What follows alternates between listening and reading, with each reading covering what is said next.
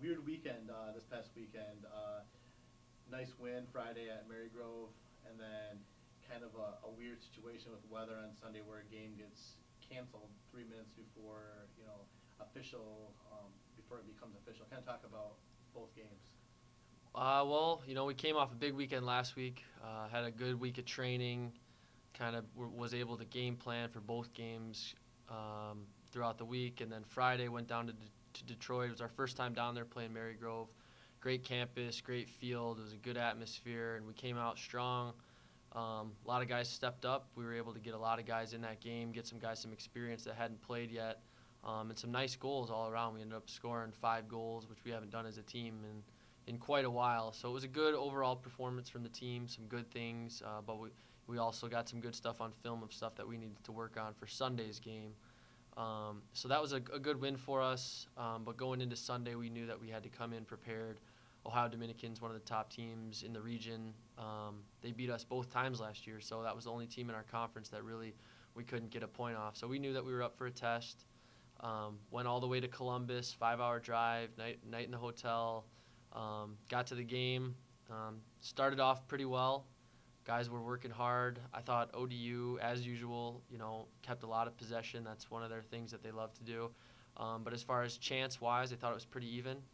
We put in a goal that was ruled offside, and looking back at the film, I think it should have counted. But at the end of the day, what it came down to was lightning. And in the 67th minute, which is, like you said, 3 minutes before it can be an official contest, lightning came, and after all the delays, the referees ended up canceling the game. So it was a 0-0 ball game at the time, and we're trying to work with the conference to see if we can reschedule that game or get that worked out. The Ohio Dominican coaching staff and I talk frequently, so we're working together to try to get that resolved. But it was a good learning experience for the guys to go get a game under their belt, even if it didn't count, because we've got a lot of big conference tests coming up. Talk about where the team started at in early August to where they're at now. You're 3-0. You seem to be playing solid defense, solid goalkeeping. Kind of talk about the growth that this team has made early in the season. Well, for me, it's easy to see that, 3-4 weeks ago when we came in, we had 13 returners and 13 new guys. So guys that hadn't even met each other yet. We had a couple guys who knew each other through club soccer, high school, or local area guys, but when it comes down to it, soccer's not an individual sport. When you got 11 guys on the field and 26 guys at practice, you have to know each other's tendencies, what each other like to do with the ball, without the ball, how they defend, how they attack, and if they can kind of work together to do it. So I think we've gotten better every week of kind of understanding each other and starting to work better as a team. We've got also some guys that learn some things already individually, how to apply individual 1v1 pressure, or how to take on a guy 1v1, or just technical stuff as far as finishing and goalkeeping. So I think individually they've grown a bit, but more importantly, as a unit, we've started to kind of feed off each other and work a little together better in practice, in training, and in the game. So it's been a positive growth in the last month. Talk a little bit about the players that have stepped up early in the season. Maybe some of those guys that aren't seniors that you wouldn't normally expect things from, that have just took it to the next level. Well, I'd say starting from the back, Jason Wise, who this is his first year being the starting goalkeeper. He's been tremendous. He still has a lot to work on, some technical stuff, some training stuff, but as far as in the games, he's really, and in training, really become a vocal leader.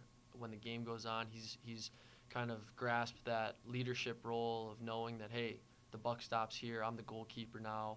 And he came into camp fit. He's working hard every week to get better, and he's been a great job for us. He's done a great job for us, and we expect more from him all year.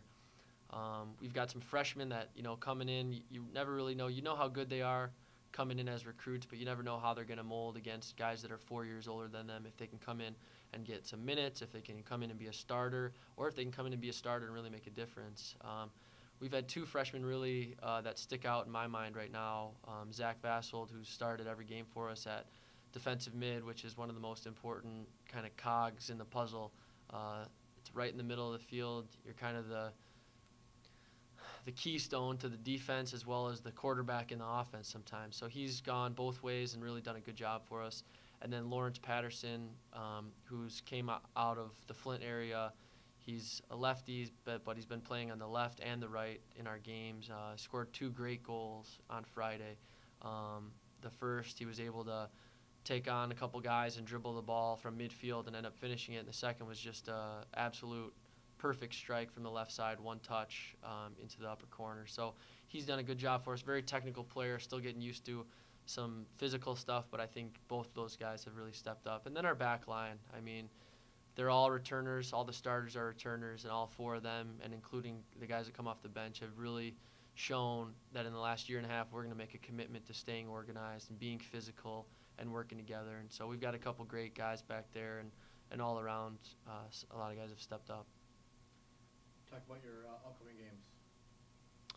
Upcoming games, we've got Tiffin this weekend on Friday and then Findlay on Sunday. Now, this will be our 5th and 6th game in a row away, which is obviously a tough test every time you go on the road.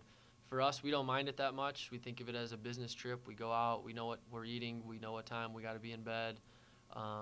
So we go out and just try to treat it like a business meeting.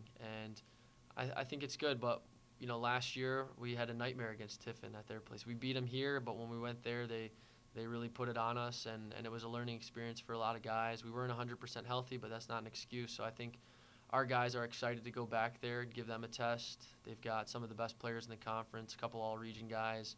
Ashton Campbell was an All-American last year, back-to-back Offensive Player of the Year. But you know what? We're a better team than we were last year, and we're a better team than the year before. So we hope that we can go in there and challenge them as opposed to us go in there and try to deal with, you know, what they have to offer. They're a good team. We respect them, but we hope to go give them a tough test.